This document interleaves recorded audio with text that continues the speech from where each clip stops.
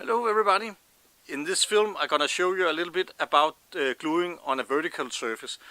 The problem with gluing on a vertical surface is that the glue is it would like to run down, so you need to find an epoxy primer that can be manipulated to stand where you put it on.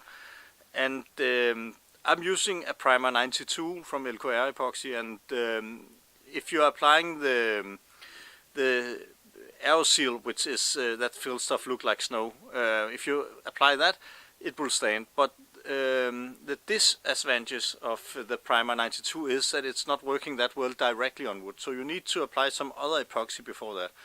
And I'm using the primer 90 to pre-prime the plywood components. If you'd not put enough filler in, but it also then it will still run a little bit, but it will run slowly, so that you can get your component up. And of course, when you apply pressure, it will squeeze out in all directions. Yeah. What I also need to say is that in the last epoxy school film, I was making a small mistake correcting it in the subtitles, but I will. It led me to some other things that I would like to say on that account. The epoxy that I'm using for gluing here is mostly the primer 90 and primer 92, and they are all mixed 2-to-1, and I have some paint that is being mixed 5-to-1 and some is being mixed 6-to-1. What I want to say is, it doesn't matter what I'm saying, you need to read the flyers coming with your epoxy kit, or the sticker on the can with your epoxy in, because it doesn't matter what I say, the kit that you've been buying, it tells you what in how you have to mix it. Because if you're saying, oh, the funny guy say I have to mix it 2-to-1, and you actually bought an epoxy that needs to be mixed 3-to-1, then your epoxy is not going to work. So it's very important to read the flyer. Even if you're read the manual, at least in this case. For no other reason than because you're spending a lot of time building a boat, if that is what you're building, and you are gonna meet like a million people saying that you cannot build a boat like you're doing it. But anyway, a lot of people saying what you're doing is not possible, and at least only for that reason that you don't want to give them the satisfaction of being right, makes it correctly. Okay, enjoy the film. When you have been painting something or primed something with epoxy, if you continue working on it within 24 hours, then you don't need to sand it. But if you are spending more time than 24 hours before you can work on it again, then you need to sand it. And sometimes you can work on it after 12 hours, but some material have been flown in so that you need to sand it. Then it's not always sure that you then just can sand it right away. Then you might end up have to wait some hours so that it's pure enough for sanding. You have to be aware when you're using machine tools, electrical power tools on as a sander, then the friction between the sandpaper and the epoxy is making heat, and if it's not, and actually even if it's cured, but especially when it's not fully cured, then it will be like rubber, and first of all you don't get a good sanding on your component, but you also get a lot of epoxy material in the sandpaper. So it's better just to leave it and then take some other work and do that instead, and then just wait. Here the plywood pieces that I'm gluing on, I have been pre-primed, so that I actually just took a whole sheet of plywood and just cut it out in 20 centimeters or 8-inch pieces, and then just added some epoxy with some alcohol in it, so that when I'm now working on it, it's faster, but it will give more waste on the epoxy. But you always have to calculate where you want to spend the money and where you want to spend the time. And sometimes it's better just to let the money flow and then be fast on the job.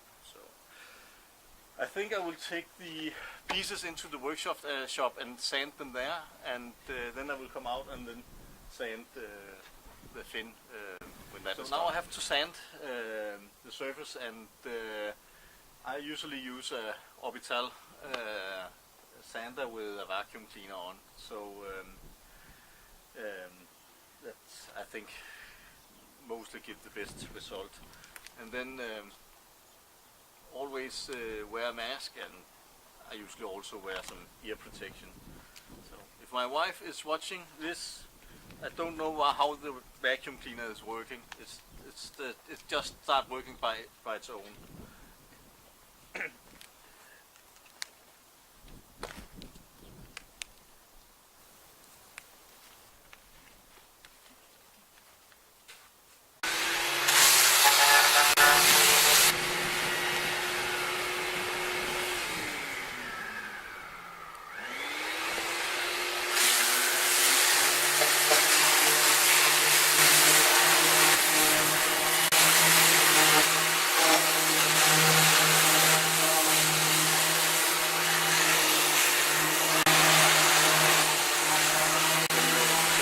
Sanded, then you need to get all the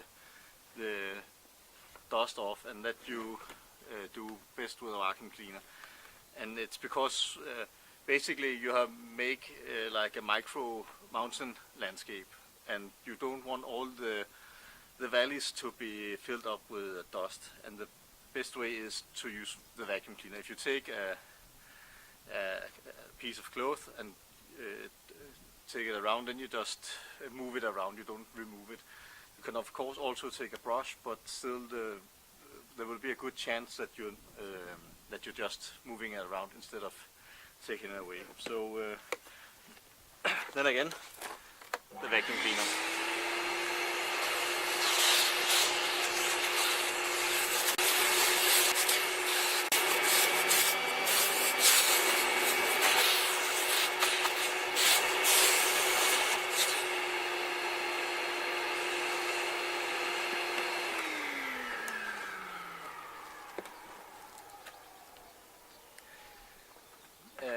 When using the vacuum cleaner, you have to do it in a system so that you're sure you get all over the place.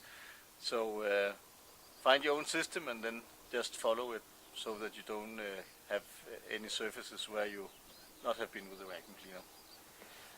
So I have some connection points for the stainless steel, and I will need to cut that out on the plywood. So I will do that first, and then I will mix some epoxy with filler in, because that will fill out the gaps between the stainless steel and the holes I've been doing, and some of the places I will need to fill out some holes. And also because the surface is standing, so the epoxy will run down, but if you put the filler in, it will not run down. Now I've been mixing some epoxy with aeroseal in, and that is because the surface is standing, then the epoxy will start running, and it runs slower when I have the aeroseal in it. And because I have some fresh cut places, then I also have been, the aeroseal is the primer 90 that is good for filling and stuff like that. It will keep standing more lightly than the primer 90, but the primer 90 is better for going into the wood and make a better bond. So this is a little bit of primer 90 with a little bit of alcohol to give or apply here on all the cut surface, and it make two things. It seals the wood, and it make the bond between the plywood and the 92 better.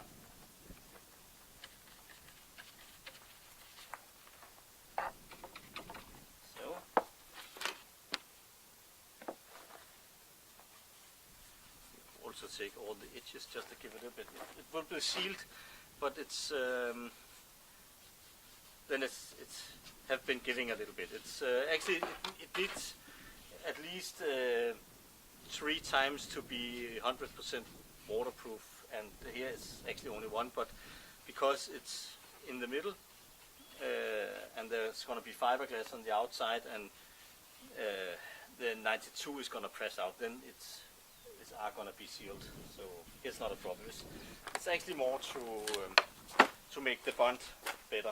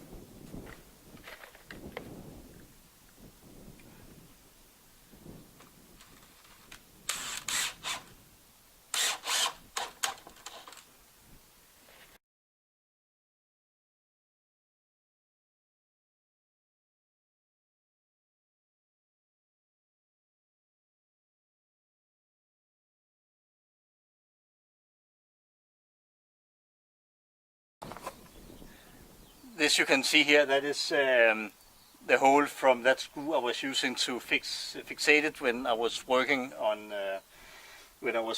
measuring it out. And because the epoxy is coming out there, it tells me that that I have a good compressed bond behind. So now I just need to take the next one and glue that on, and so on and so on. So that's the game. And then of course I need to fill it up. Up here I don't have that tight connection, and it's actually it doesn't matter because I just fill it, and it's gonna go like a quarter of a circle anyway. So I'm gonna use a lot of filler in this area. So it's looking good, and the screws I'm putting in here. Try to get a little closer. No, I don't get closer. Then I get closer like this. I've been putting in some screws to connect it, and that and the screws are being used as connector because it's not possible to put a clamp around it. So the screw is going out again, and then when the finish there will be no screw in the construction other than those making the fixture to the stainless steel. So nice. Now I just have to make the next one, and the next one, and the next one, and so on.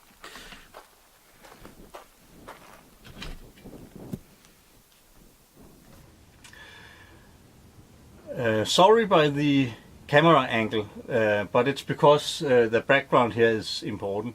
When you're building a boat, you are ending up with a lot of small pieces that you would like to prime or paint before putting them into the boat.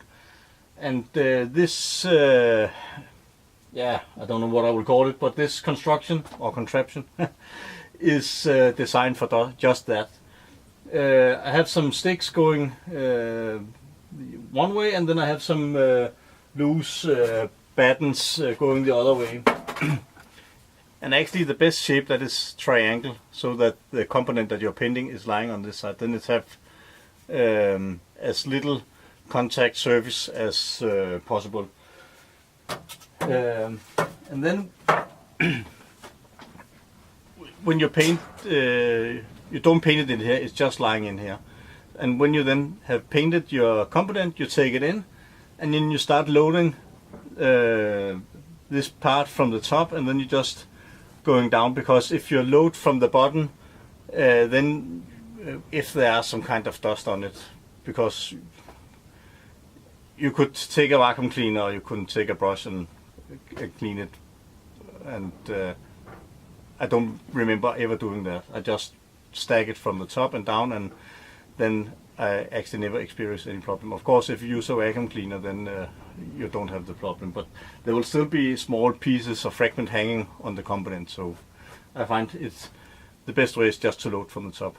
Then it can rest there, and you don't have the whole workshop locked up in material laying there waiting to cure.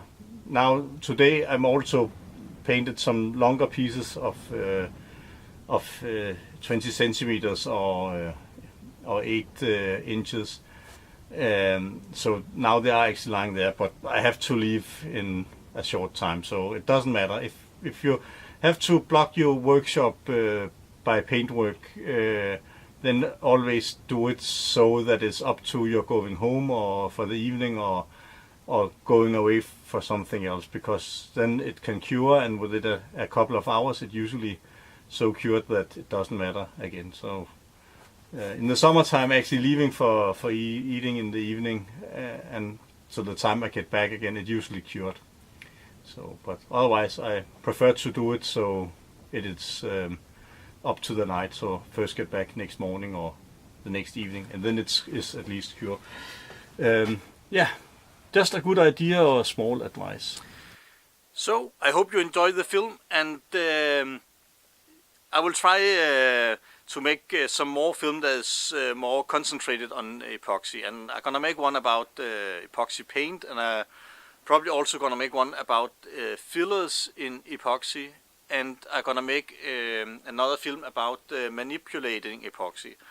And yeah, if you have questions or comments, feel free to comment on Facebook or below the film if you see it on the blog walsingalma.wordpress.com, or if you're seeing on YouTube. I see if there are comments, and of course also on the Facebook. So, and on that account, I don't like to make a outro with 1.5 minutes about subscribes and likes and comment and thumbs up and all that stuff. So I assume that you are adult, and if you like it, you are giving a like, and if you want to comment, that you are comment. The only thing is I would like a decent tone. Nobody likes to be yelled at, and so we are talking nice to each other, and that's the way I prefer it. Have a nice day.